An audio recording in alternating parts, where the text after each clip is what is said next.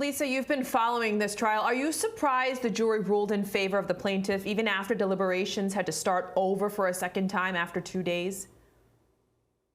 I I mean, I am surprised. This is a big deal, especially because we know with prior cases, with all of the Me Too movement, with statute of limitations, because of this new legislation coming through to allow these victims to finally come forward and have their say. It opened the doors, it opened the floodgates, so to speak, for all of these other women who have stood by and watched this Bill Cosby case and Harvey Weinstein to say, you know what, now I finally have a platform where I can come out and feel safe and say things because of everybody else coming forward. Yeah, I am surprised. New legislation coming through, and now we have our kind of first monumental case where, after all of these years from 1975, that she was able to have a platform and come up with enough evidence to allow herself to receive these damages.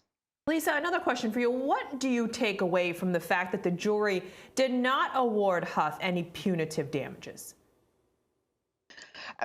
Maybe again, so it can work to your advantage, I would imagine, to have a case come forward. But in 1975, what evidence were they able to have coming forward? I don't know. Obviously, we weren't privy to being in the courtroom to find out what exactly happened and what testimony was brought forward. So I certainly would have loved to have been eyes and ears to find out exactly what took place there and what the jury heard. So, Lisa, what did you make of what Andrew Hyatt had to say? Very revealing in the sense that Bill Cosby was happy that he was paying $500,000. That's a little bit scary because subsequently we know there's 40 to 45 additional cases coming forward for him.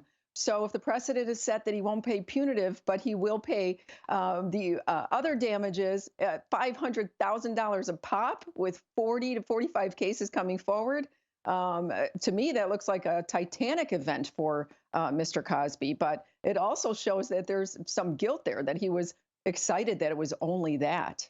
But I don't think he realizes what's coming forward. Yeah, I also thought it was strange that he came out and said, Mr. Cosby said, booyah. That was his first reaction to the outcome of that. Now, Wyatt said that he plans to appeal this decision. What is the likelihood, Lisa, that the appeal will go through? Well, because it is new legislation, we don't know. I mean, I don't know what's going to happen, and if they take this seriously, if they believe that she has every right to what she received, and punitive was out of the equation. I mean, it's their right to go ahead and do that and try to appeal. So, I mean, it's anybody's guess what's going to happen. Lisa, what do you think? Do you think this will open the floodgates now for more of these? I do, and California is a perfect place to start it because we know all of the sex abuse cases that have taken place over the years with people trading sex for favor in the industry or feeling pressured to do that.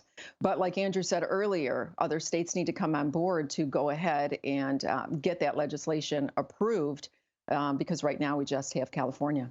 Lisa, how often do attorneys accuse the jurors of bias? Do you think it's a reasonable claim in most cases here? I do. I think it is common, especially when it's high profile, when you have celebrity clients.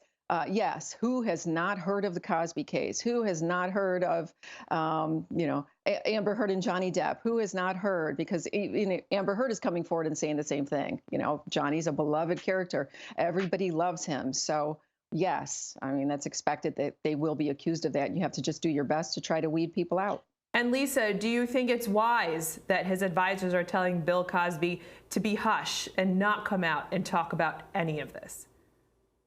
Yes, if you're representing him, you don't want him to come forward and do interviews and going on Good Morning America or anything like that. You don't want to open him up to saying things that might come back later to haunt him in future trials. So, Lisa, what is your biggest takeaway from this trial now? My biggest takeaway is that now that sets the precedent for other women who have felt marginalized, who felt that their voices could not be heard, all the way dating back to 1975. It could go even earlier than that now because there's no statute of limitations. So I think it's just opening up the floodgates to anybody who has been on the fence, who has been victimized by anybody sexually because of an exchange of power and not feeling that they can be heard because they just don't have the monetary status or the power status that these individuals have who are being accused. And rest assured, a lot of women will come forward after knowing the outcome of this trial. All right, we got to take another quick break here, but when we come back, we hope to jump into Sarasota County, Florida, where we are covering Candy the dog. That trial hopefully will be back after their lunch break. Stay with us.